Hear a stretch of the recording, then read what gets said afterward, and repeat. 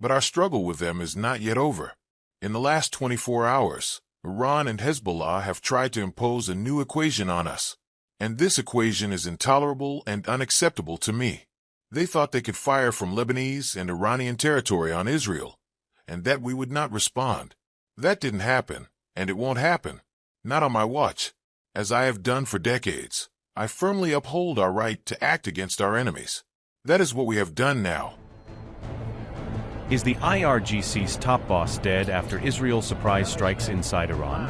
Speculation is now spreading rapidly. Questions are mounting over the fate of Iran's senior commander Ahmad Vahidi as rumors continue to swirl. Is the IRGC's leadership under fire once again? Reports are fueling speculation of a high-level assassination. Social media is buzzing with claims and counterclaims, but both Iran and Israel remain publicly silent. Benjamin Netanyahu has now spoken for the first time since calling a truce with Iran amid rising uncertainty.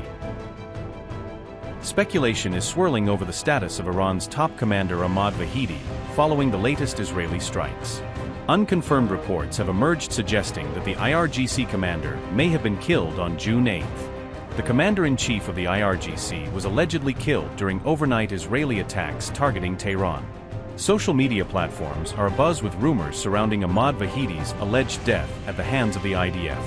The reports claim Vahidi was targeted in Tehran because of repeated threats directed against Israel. Who is Ahmad Vahidi? Ahmad Vahidi was appointed commander-in-chief of the IRGC on March 1, 2026. He previously served as both Iran's defense minister and interior minister. Vahidi also led the Quds Force from 1988 to 1998 during a critical period for Iran. He has been accused by Argentina of involvement in the 1994 AMIA bombing in Buenos Aires. If proven true, the killing of the hardline IRGC veteran would deal a major blow to Iran's military establishment. However, there has been no official confirmation of Vahidi's alleged death from either Iran or Israel.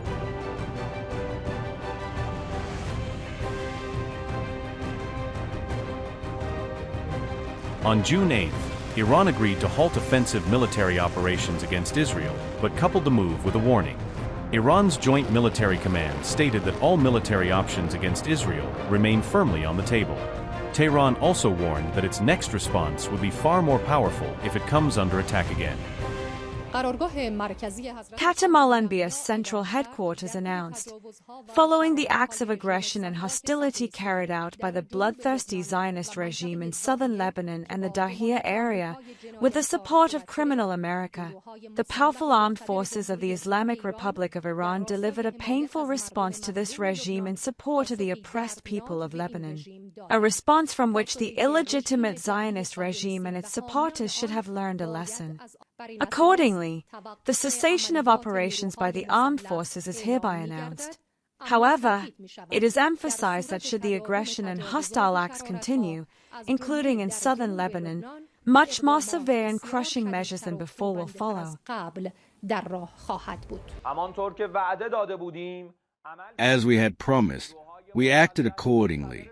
The powerful armed forces of the Islamic Republic of Iran, including the Islamic Revolutionary Guard Corps and the Army of the Islamic Republic of Iran, have demonstrated that, while maintaining the highest level of defensive and offensive readiness, they act upon their stated commitments with speed and precision and make their American and Zionist enemies regret their actions.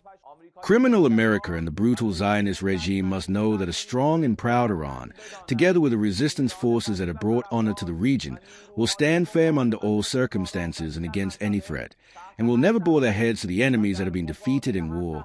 And should aggression and hostile acts continue, they will be met with an even stronger response. On June 8th, Israeli Prime Minister Benjamin Netanyahu warned that strikes on Iran could resume if provoked. Netanyahu further claimed that Israel's fight against Iran and Hezbollah is not yet over. Dear citizens of Israel, a year ago, we launched a historic preemptive strike against Iran's intention to destroy us with atomic bombs. We thwarted this immediate threat and also eliminated the tyrant Khamenei. Had we not acted in time and with force, we would not be here today. And I promise, and promise again, To Iran there will be no nuclear weapons. With the same determination, we also acted against Hezbollah. Hezbollah planned to invade Galilee with thousands of terrorists, and at the same time, it planned to destroy the cities of Israel with 150. We also thwarted this threat and eliminated Nasrallah. And I want to tell you, our heroic fighters are dismantling Hezbollah's formation. We are continuing to destroy all their terror infrastructures in the security zone, including in huge underground facilities in the Abapur Ridge, so large that I have never seen anything like them before. Iran and Hezbollah are weaker than ever, and we are stronger than ever. But our struggle with them is not yet over.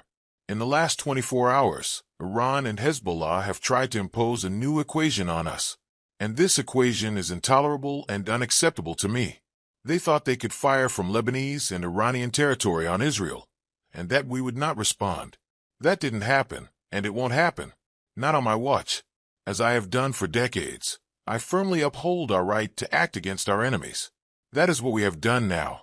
After Hezbollah attacked Israeli territory, I ordered the IDF to strike terror targets in Beirut and eliminate Hezbollah operatives there. We have done that. After Iran attacked Israel, I instructed the IDF to strike military and economic targets throughout Iran. We did that. Currently, the fire on this front is contained because after hitting the terror regime in Tehran, it stopped attacking us. If the terror regime makes the mistake of attacking us again, we will respond forcefully. Because Israel has a full right to self-defense, and we exercise it as needed. I say this to you, dear citizens of Israel, just as I say it with appreciation and respect in my good conversations with my friend President Trump. With unity, determination, and wisdom, we will defend the state of Israel, and together, with God's help, we will restore security to the north. Security to the north.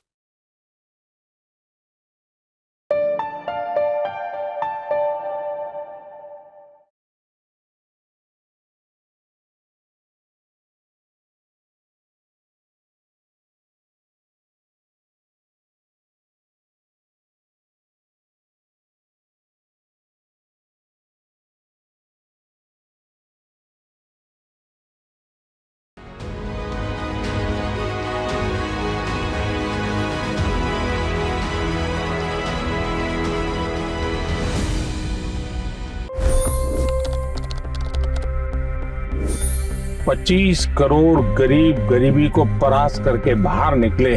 For the good of our nation, let's work together and let's truly make America great again. The fastest news breaks. Requested PM saying that we will have to speak to Putin and to Zelensky. The biggest news makers. The relationship with India is probably the most important bilateral relationship the U.S. will have for the rest of this century. The capital delivered quite an election result today.